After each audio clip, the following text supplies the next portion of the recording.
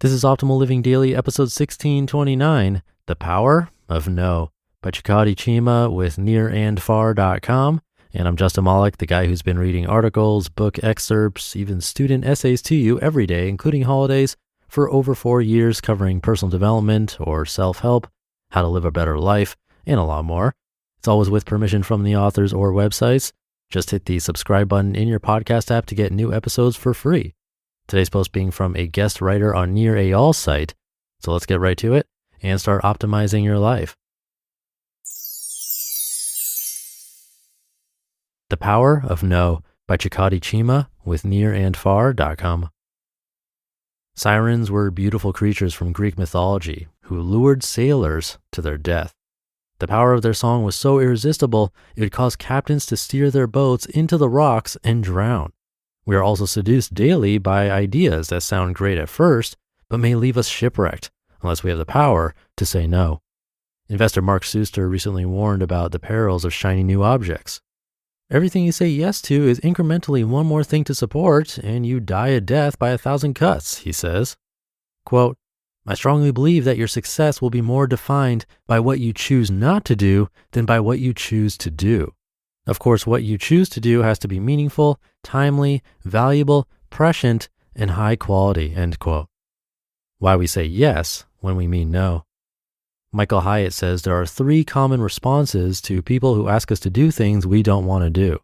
Number 1, accommodation. We say yes when we want to say no.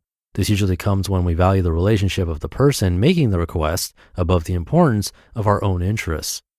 Number 2, attack. We say no poorly. This is a result of valuing our own interests above the importance of the relationship.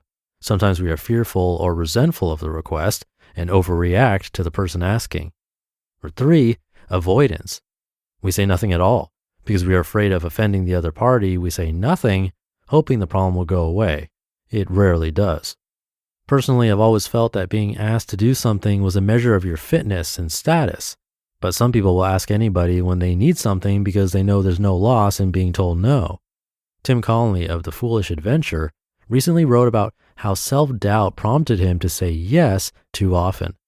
I let those fears manifest into taking on too many projects so I can't do them to their fullest, says Conley. Quote, a little here, a little there, end quote. And as a result, Conley says he finds himself in the 15% of businesses that are doing okay, but not great. Better than the 80% of businesses that are failing, he says, but far from the 5% that are crushing it and where he has been in the past.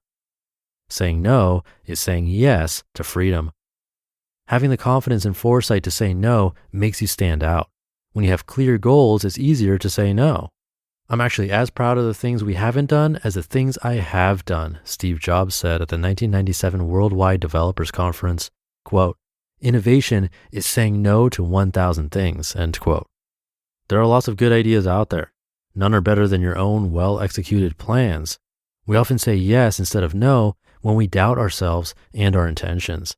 When we say no to requests, we free ourselves to work on the things we value, not what other people think is important. And that's the power of no.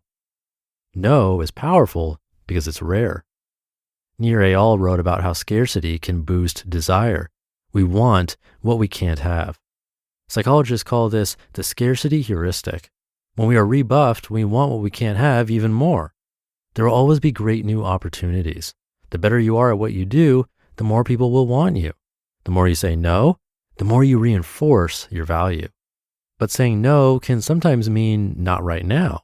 Instagram founder Kevin Systrom turned down a personal offer from Mark Zuckerberg to be one of Facebook's earliest employees. This move could have cost him hundreds of millions of dollars. But Systrom believed in his own vision and that staying in school was the right move for his future. As luck would have it, he was right, and Facebook later bought his company for more than enough money to put any regrets to rest. People want to be liked. We don't want to offend. Rather than saying no, we'd rather string people along and hope they get the message someday. But nothing is more clear than stating our intention.